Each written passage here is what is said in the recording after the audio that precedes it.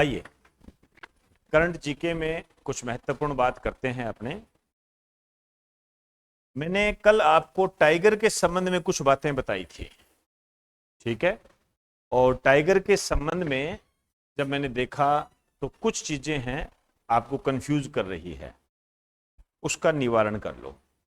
मैंने आपको एक आंकड़ा लिखाया था 3167,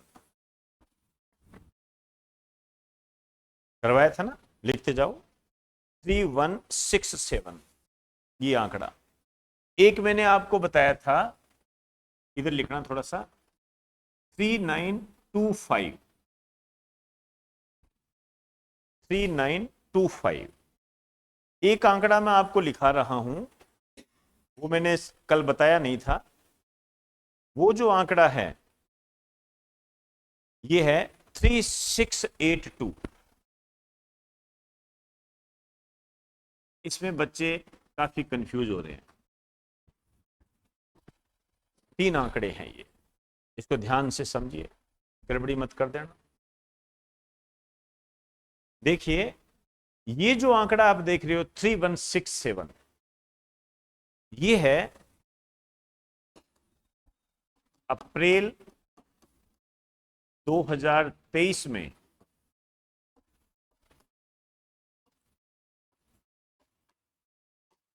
प्रोजेक्ट टाइगर के 50 वर्ष पूर्ण होने पर प्रधानमंत्री नरेंद्र मोदी के द्वारा दिया गया। अब इसका मतलब ये कतई नहीं है कि इन्होंने अपने मन से दे दिया था,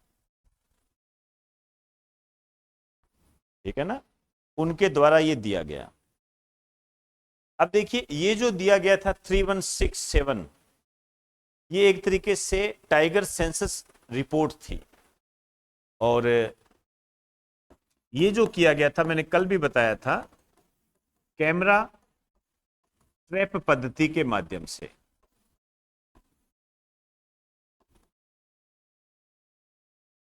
ये दिया गया था कैमरा ट्रैप पद्धति के माध्यम से।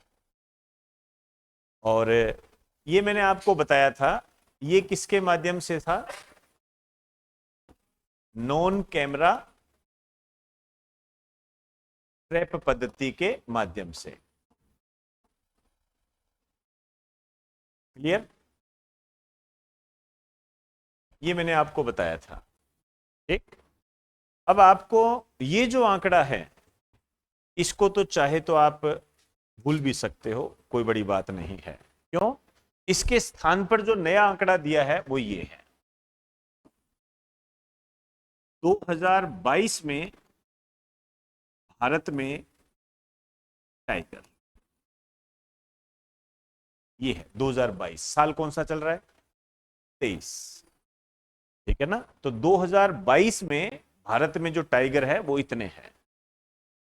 और ये जो 3925 है, ये क्या है? ये है भारत में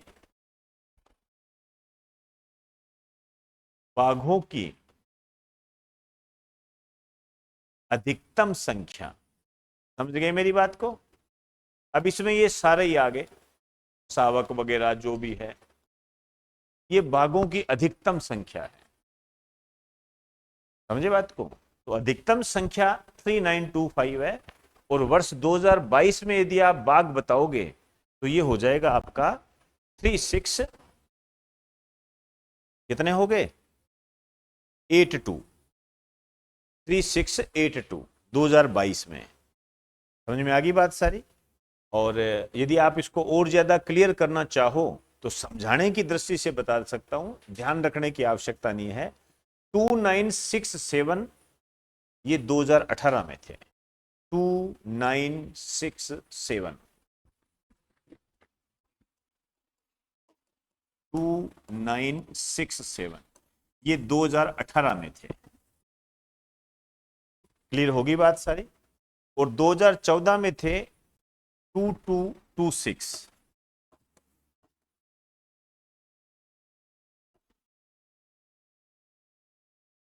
2226 और 2010 में थे 1706। याद नहीं करने ये, लेकिन आप देख क्या रहे हो? आप ये देख रहे हो, ये देखो 4 वर्ष का अंतराल, 4 वर्ष का अंतराल, 4 वर्ष का अंतराल। मतलब एक आंकड़ा अब कब आएगा? 2026 के अंदर। क्लियर होगी बात सारी? जैसे 2011 की जनगणना, फिर 2021 की जनगणना, ऐसे। समझ में आई बात सारी? तो बाघों की अधिकतम संख्या कितनी है? 3925। और यदि हम 2022 के आधार पर, गणना के आधार पर देखें, रिपोर्ट के आधार पर देखें, तो हम कितने मान रहे हैं 2022 के अंदर? 3685। ये 3 आंकड़े ध्यान रखना। इस आंकड़े को चाहे आप भूल सकते हो, कोई बड़ी बात नहीं है, ठीक है, लेकिन ये दोनों आंकड़े आपको ध्यान रखने हैं। इसमें सबसे ज्यादा इंपॉर्टेंट जो आंकड़ा है, कुछ भी ना ध्यान रहे, ये है।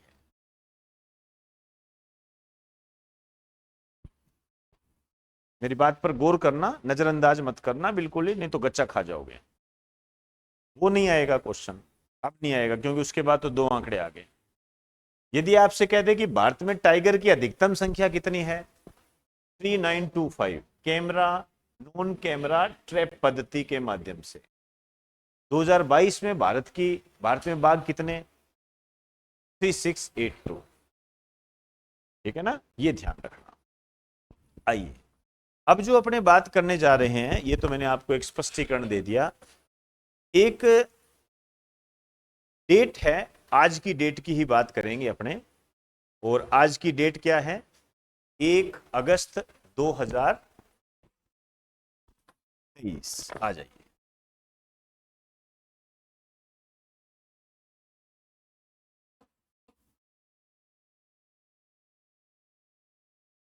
ये महत्वपूर्ण डेट है। इस डेट को क्या हुआ था? 2 मिनट माफी चाहूंगा, 2023 मत करो, आप पहले ये लिखो 1920।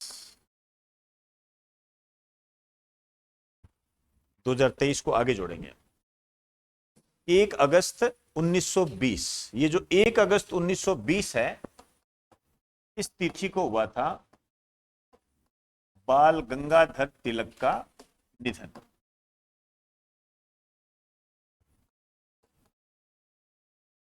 अब मैं यहां पर बाल गंगाधर तिलक की बात करने नहीं जा रहा। बाल गंगाधर तिलक के बारे में आपको नेशनल मूवमेंट के अंदर जानकारी दी जाती है, सारा बताया जाता है। इसका निकनेम क्या है, कौन सा नारा दिया, केसरी, मराठा, मांडले की जेल में रखा गया, गीता रहस्य किताब लिखी, द आर्टिक्स ऑफ होम्स लिखा, बहुत सारी चीजें इसके अंदर आती है। वो सब बातें अपने वहां पढ़ते हैं। इनका निधन हुआ, कथन तक बताया जाता है कि यदि भगवान अस्पृश्यता को स्वीकार करता है, तो मैं भगवान को मानने से इनकार करता हूं। ये बाल गंगाधर तिलक ने कहा था। यदि भगवान अस्पृश्यता, अनटचेबिलिटी, छुआछूत को स्वीकार करता है, तो मैं भगवान को मानने से इनकार करता हूं। यह स्टेटमेंट था बाल गंगाधर तिलक का उस टाइम 1920 में। अब आप देखिए, बहुत बड़ी बात थी ये, ठीक है ना, उस काल की बात करें। हो गई बात सारी? यहां निधन हुआ। यहां एक खास बात और है, आपको ध्यान रखना है। यहां पर महात्मा गांधी ने एक आंदोलन चलाया था, और जो आंदोलन था असहयोग आंदोलन, वो भी इसी दिन चालू हुआ था। एक लाइन लिख दीजिए, इसी दिन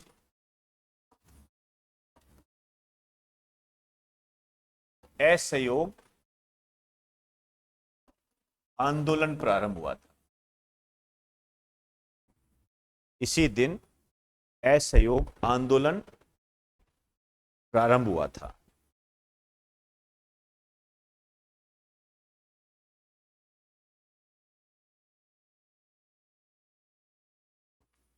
चले, अब आता हूं मैं मुद्दे पर। लिखिए, अब ये जो निधन हुआ, इसकी मेमोरी में कह दीजिए, इसकी स्मृति में कह दीजिए, इस उपलक्ष्य में कह दीजिए, एक पुरस्कार दिया जाता है। लिखिए,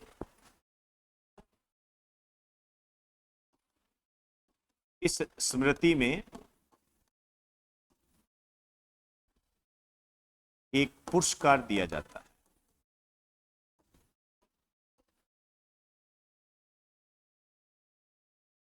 ठीक है, इस पुरस्कार का नाम है लोकमान्य तिलक राष्ट्रीय पुरस्कार। नेशनल प्राइज है ये, ध्यान रखना, राष्ट्रीय पुरस्कार। अब आपको इसके बारे में जानकारी होनी चाहिए। लोकमान्य तिलक राष्ट्रीय पुरस्कार, ये जो लोकमान्य तिलक राष्ट्रीय पुरस्कार है, देखिए इसका जो प्रारंभ हुआ था, स्टार्टिंग जो हुई थी, ये हुई थी 1983 में। 1983 में इसकी शुरुआत हुई थी।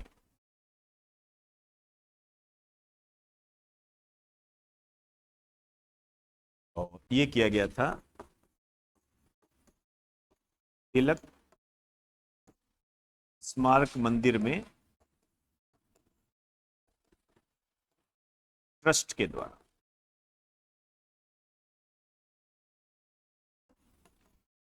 अब ये पुरस्कार किसको दिया जाता है? ये पुरस्कार ऐसे व्यक्ति को दिया जाता है जिसने भारत के विकास में योगदान दिया हो, उल्लेखनीय योगदान दिया हो, उसको दिया जाता है। इसमें लिख दीजिए, एक लाइन लिखो यहां पर, यह पुरस्कार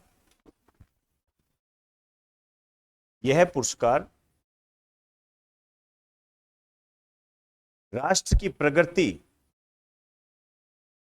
प्रगति और विकास के लिए, राष्ट्र की प्रगति और विकास के लिए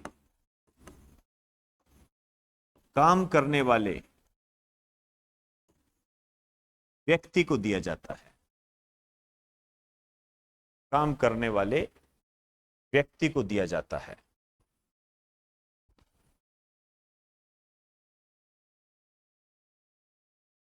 व्यक्ति को दिया जाता है। ठीक है,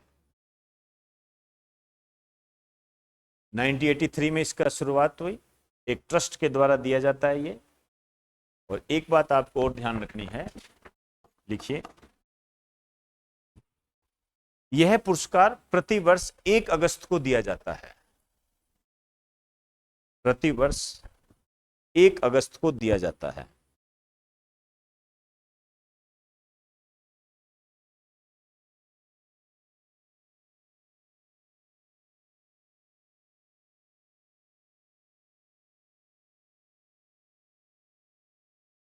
एक अगस्त को दिया जाता है।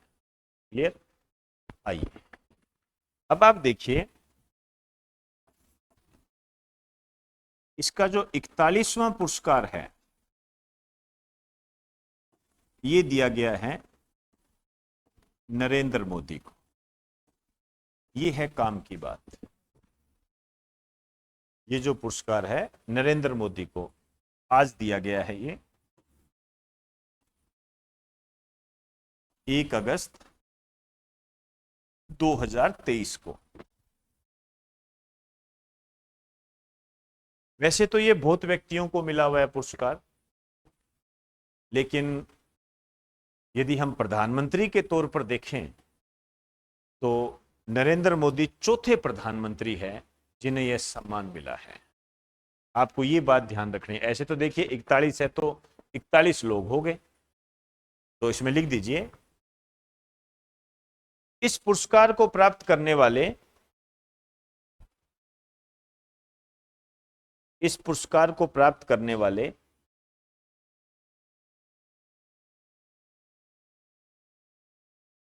ये चौथे प्रधानमंत्री हैं। ये चौथे प्रधानमंत्री है।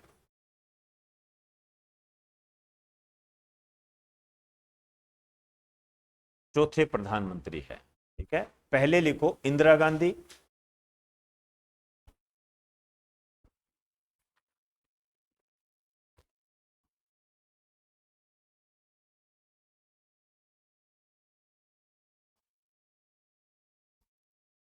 अटल बिहारी वाजपेयी,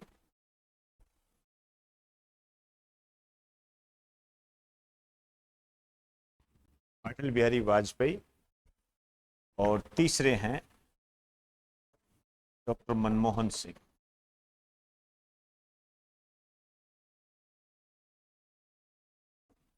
तीसरे हैं डॉक्टर मनमोहन सिंह। यदि हम बात करें राष्ट्रपतियों के संबंध में तो डॉक्टर शंकर दयाल शर्मा, डॉक्टर प्रणब मुखर्जी, उनको भी ये सम्मान मिल चुका है। तो जो ये मेन मेन व्यक्तित्व हैं, इनके बारे में तो देखिए आपको जानकारी होनी चाहिए। तो मैं चाहूंगा कि आप एक स्टार डाल के लिखिए,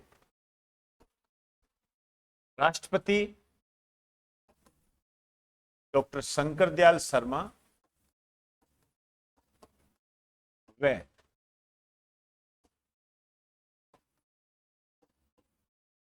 प्रणब मुखर्जी को भी यह सम्मान मिल चुका है। यह सम्मान मिल चुका है।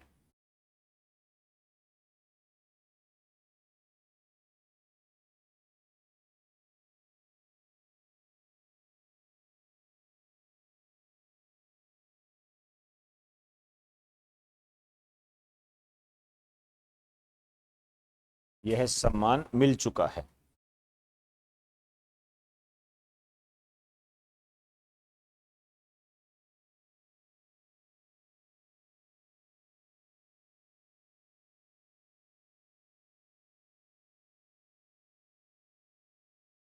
क्लियर?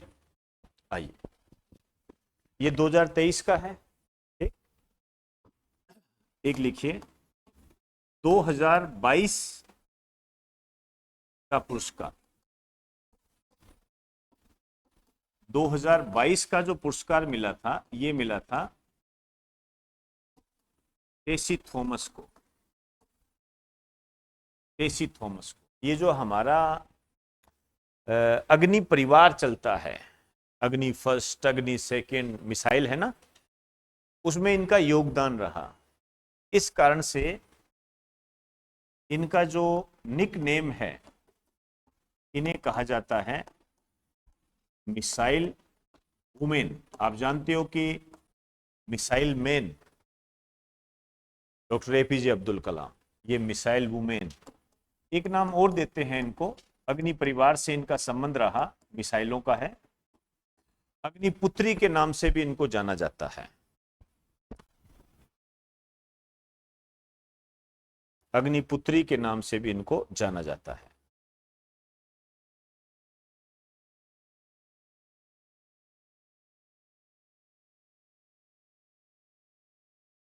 एक एक बात और ध्यान रखना है, एक मंदिर और चर्चा में है। देखिए, प्रधानमंत्री नरेंद्र मोदी को ये जो सम्मान मिला है, ठीक, ये सम्मान इन्हें पुणे यात्रा के दौरान मिला है। अभी ये महाराष्ट्र में पुणे गए हुए हैं, वहां कोई मेट्रो से संबंधित ये उद्घाटन करेंगे। उस उद्घाटन के संबंध में कोई इतनी ज्यादा महत्वपूर्ण बात नहीं है, लेकिन यहाँ स्पेशली एक बात हाईलाइट की गई कि ये एक मंदिर में जाकर पूजा अर्चना करेंगे। उस मंदिर का नाम आपके लिए इंपॉर्टेंट हो जाता है। एक यहां पर इसे लाइन लिखिए, लिखिए इन्हें यह सम्मान पुणे यात्रा के दौरान दिया गया।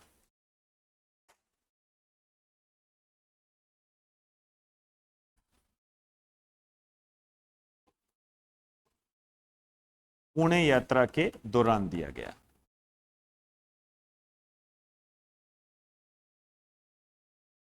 ये जो पुणे है, यहां पर एक मंदिर है। अब ये मंदिर अपने आप में इंपॉर्टेंट हो गया, स्त्रकता इसे ही बोलते हैं। इस मंदिर का नाम है दगड़ू सेठ मंदिर।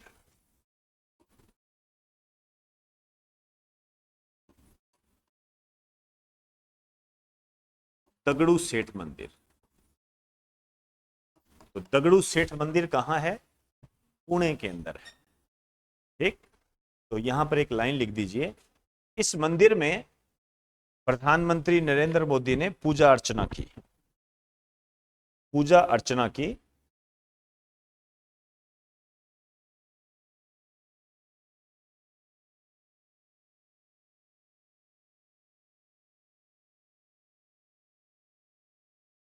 पूजा अर्चना की। और इसके बाद इन्होंने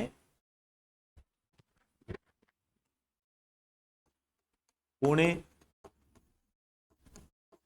मेट्रो रेल के दूसरे चरण का उद्घाटन किया।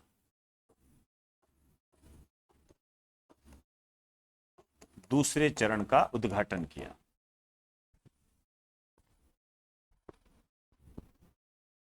दूसरे चरण का उद्घाटन किया।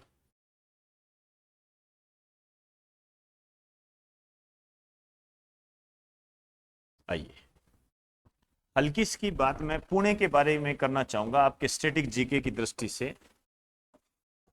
एक तो इसका निक नेम, इसको कहते हैं दक्कन की रानी। दक्कन की रानी। इसको भारत का डेट्राइट भी कहते हैं। भारत का डेट्राइट भी कहते हैं इसको। एक इसको पूर्व का ऑक्सफोर्ड कहते हैं। यह आपके स्टैटिक जीके की दृष्टि से महत्वपूर्ण है, ध्यान रखना। दक्कन की रानी इसे कहते हैं। और एक बात आपको और ध्यान रखना है, मूला और मुठा, ये जो पुणे है, मूला व मुठा नदियों के संगम पर है।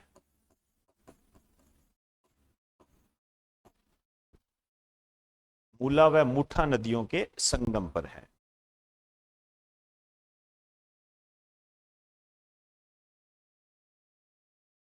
तो डेट्राइट तो आप मेरे हिसाब से आप समझते ही हो, ये अमेरिका का एक शहर है जो कार निर्माण के लिए प्रसिद्ध है।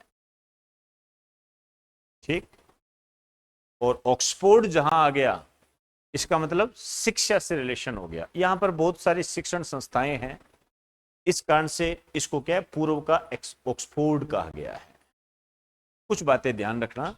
और मूला और मुठा नदियों के संगम पर है। मेट्रो रेल के दूसरे चरण का यहां पर उद्घाटन किया गया है। अपने आप में एक महत्वपूर्ण बात है, दगड़ू सेठ मंदिर, यहां पर पूजा अर्चना की। और ये जो टेसी थॉमस है, इसको भी आपने ध्यान में रखना है। इसके अलावा जो आप ये कर रहे हो, लोकमान्य तिलक राष्ट्रीय पुरस्कार, एक पुरस्कार दिया जाता है। ये जो है, प्रधानमंत्री नरेंद्र मोदी को जो ये सम्मान मिला है, ये 2023 का पुरस्कार है।